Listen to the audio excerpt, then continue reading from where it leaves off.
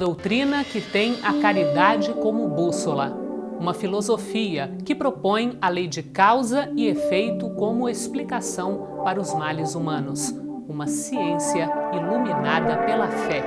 Estamos falando do Espiritismo.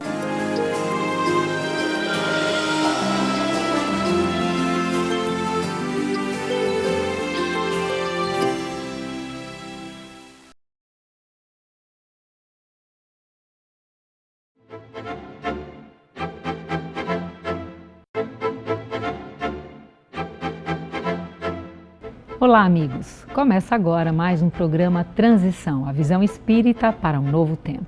A gratidão pela sua presença e a sua participação no programa e atendendo aí a muitos pedidos de vocês, hoje o nosso convidado muito querido é o Raul Teixeira. E o tema que nós vamos estar trazendo é o Dia de Finados, os comportamentos que nós agora vamos começar a avaliar, a observar em nós frente esse dia, frente à morte. Que comportamentos nós podemos transformar em nós com relação a esse tema, que é um tema universal, a morte. Raul, obrigada pela tua presença mais uma vez. Prazer muito grande estar com vocês no Transição outra vez. E o tema, como eu já disse, é esse. Que comportamentos nós podemos observar em nós e podemos transformar frente à morte, que é um fenômeno que a todos nós envolve? Bom, inicialmente, nós precisamos compreender, ou pelo menos admitir, que a morte é a única lei para a qual não há exceção. Todos nós que nascemos um dia, morreremos um dia. Aliás, já começamos a morrer no momento em que nascemos. A partir do instante em que o bebê começa a respirar com seus próprios pulmões, ele já passa a consumir seus próprios recursos orgânicos. E como a morte, tecnicamente, é a consequência do esgotamento dos órgãos, nosso organismo começa a sofrer esgotamento no momento em que nós nascemos. Então a morte física é um fenômeno natural, como respirar. Daí, não há porquê ter medo da morte. Nenhum de nós vai viver como se fôssemos uma coruja gourenta, falando a cada 5 minutos da morte e do morrer. Mas a morte precisaria estar nos nossos contextos familiares, na nossa conversa, nas nossas considerações, e certamente ela não nos causaria tanto transtorno quanto ainda causa, se fosse algo mais trabalhado pelas famílias, pelos indivíduos. A velha ideia de que a morte é o fim de tudo é que determina, principalmente sobre a mentalidade ocidental, esse desarranjo emocional que ela é capaz de produzir. Ninguém fica feliz com esse momento do até logo, do até breve, com esse momento da despedida do corpo. Por que ficamos tristes? Ficamos sofridos. Mas ficamos tristes e sofridos quando levamos um amigo ao aeroporto para viajar, quando levamos um familiar à rodoviária para viajar. Só pelo período que vamos ficar sem nos ver, sim, já choramos, nos abraçamos, nos beijamos.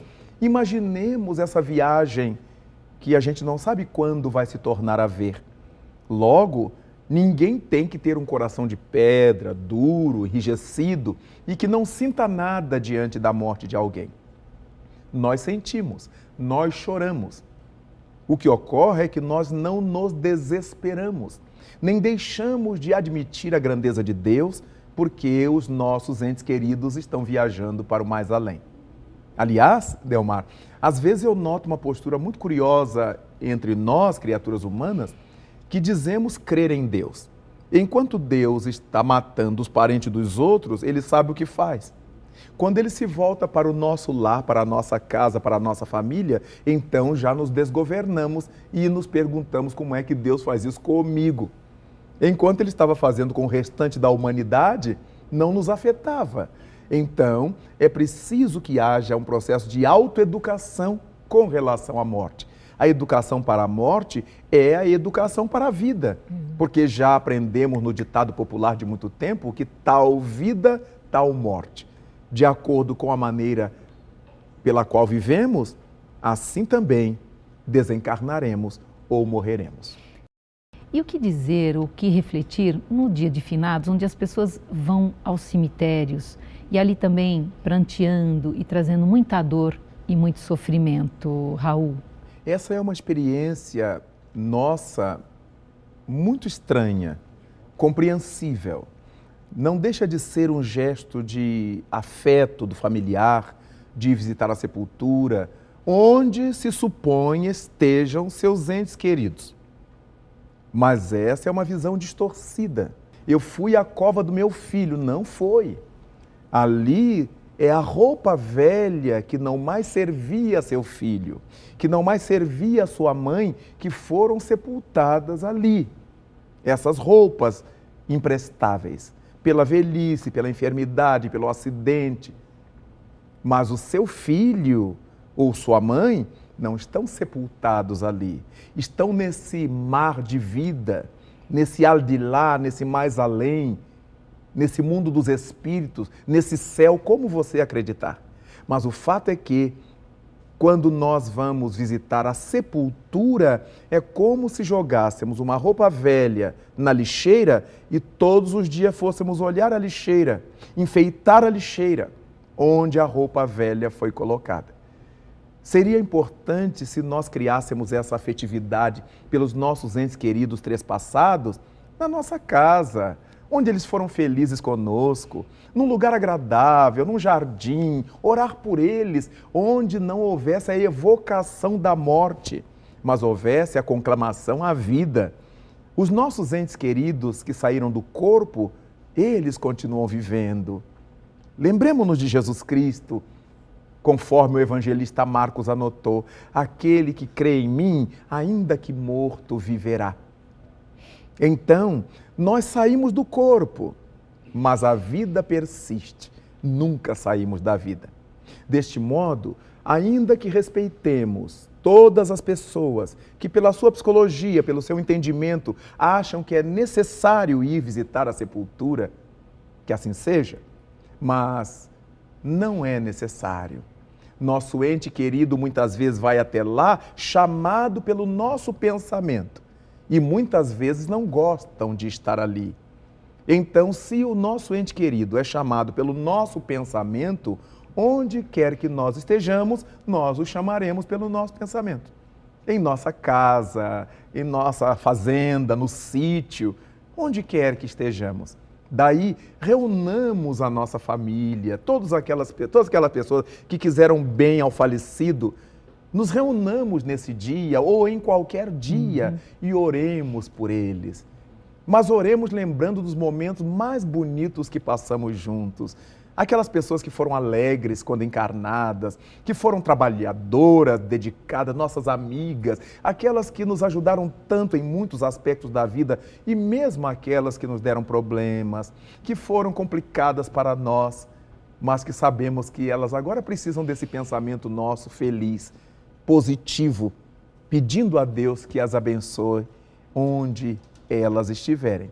De modo que faz muito bem para o morto, para o desencarnado, a nossa lembrança, o nosso pensamento, mas não de tristeza, não de desolação, mas a nossa prece, nosso carinho, nossa boa lembrança.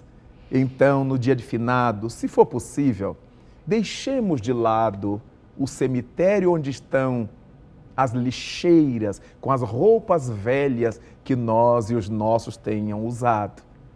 Vamos pensar neles num lugar mais agradável. Vamos florir a nossa casa, como fazem os mexicanos. Muitos vão ao cemitério, sim, no México, no Dia dos Mortos. Mas eles levam para lá violão, instrumentos musicais variados, eles levam flores, comida, armam as mesas, porque eles acreditam que a vida prossegue. E fazem uma celebração, uma festa no Dia dos Mortos. E assim em vários outros povos pelo mundo afora. Lamentavelmente, a nossa ramificação cristã ocidental com essa marca judaica de sofrimentos, acabou por nos deixar esse drama terrível de achar que o nosso morto está na sepultura e não vibrando, respirando nesse mais além. Que comportamentos a pessoa pode agora começar a refletir que são importantes serem levados em conta nesse momento do velório? Imaginemos que estamos diante de alguém que está renascendo para o mundo espiritual. A criatura que morre aqui na Terra é como a criança que nasce aqui na Terra. E quando a criança acaba de nascer, ninguém faz barulho no quarto. Todo mundo faz silêncio para não perturbar a criança que precisa de repouso. Então, quando alguém desencarna, nasce para o lado oposto, nasce para o mundo dos espíritos. Então, seria justo que nós também mantivéssemos um clima de repouso mental, através das orações. Há grupos que gostam de fazer o cântico, que gostam de envolver aquele momento e o desencarnado em muita ternura. Há quem diga palavras de carinho, evocando a figura do desencarnado. Sim. Tudo isso faz muito bem a quem se foi. Muitas vezes a pessoa que acabou de morrer está ali presente. Algumas vezes atordoada por não entender o que está se passando, outras vezes consciente de que já não faz parte do mundo dos chamados vivos. A família está ali enlutada, cheia de dores, então é justo que nós vibremos positivamente pelo familiar, pelo companheiro que está partindo, que está nascendo para a vida imperecível. É claro que nós temos direito de chorar, mas sem gritaria, sem espalhafatos, sem desesperos, porque da mesma maneira que no nascimento do nosso bebê nós acordaríamos a criança irritada, nós provocaríamos dificuldade para ela repousar de novo pelo susto, a mesma coisa nós provocamos sobre os nossos mortos quando vamos para os velórios para fazer estardalhaços.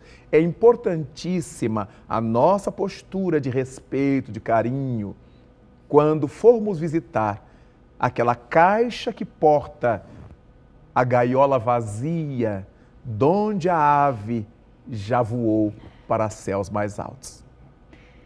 Agora eu peço as suas considerações finais, Raul. Desde há muito das civilizações mais antigas, o homem se defronta com esse mistério da morte. Durante um tempo, ele quis retardar esse período, procurando a fórmula mágica, a pedra filosofal, o elixir da longa vida, como conhecíamos entre os alquimistas da Idade Média por toda a Europa. Com o passar do tempo, a criatura humana foi se dando conta de que esse elixir da longa vida não existe nos termos que eles pensavam. O Espiritismo nos vem falar desse elixir da longa vida, que é a vivência do amor. Somente o amor nos faz viver no sentido filosófico de viver para sempre. Daí é o amor que cobre multidão dos pecados. É por isso que o evangelista João nos diz que Deus é amor.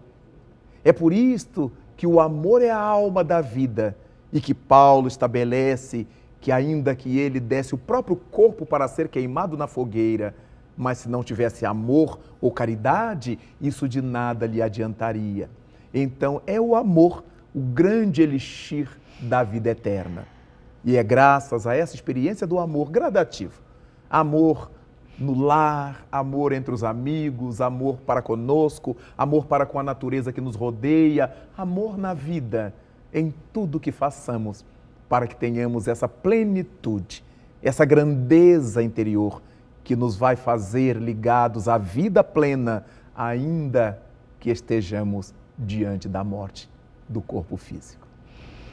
Muito obrigada pela tua presença, pelo teu carinho, participação, e a vocês que estiveram conosco no programa de hoje, que se encerra agora, seguindo a Jesus. Deixemos morrer o homem velho para que possa nascer o homem novo. Até o próximo Transição, a visão espírita para um novo tempo.